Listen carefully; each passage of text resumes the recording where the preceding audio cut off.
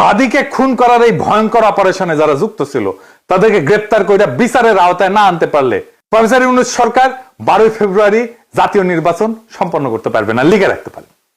বর্ষা বিপ্লবকে কোনোভাবে মেনে নিতে পারেনি কায়েমি গোষ্ঠী। আর এক দল আছে বর্ষা বিপ্লবকে বিপ্লব বলে স্বীকারই করতে চায় না, বলে এটা অভ্যুত্থান।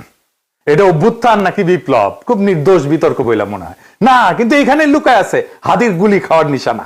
শ্রেণীর জাউরা আছে, দেখবেন বলবে আইসে আমি সহ কয়েকজন নাকি দেশটারে অস্থির করে রাখছি। বিপ্লবের পরে কোনো দেশ সুস্থির হয় না, কখনো হয় না, বিপ্লবের ইতিহাসে এটা নাই। সুস্থির করার জন্য বিপ্লবী সরকার লাগে। অভ্যুত্থান আর বিপ্লব এক জিনিস না। আমি যদি বাঘরে বিলাই ভেবে ম্যানেজ করি তাহলে বাঘ বাঁচবে নাকি বিলাইয়ের সার্ভিস আদর পাবো আমি? কোনোটাই তো হবে না।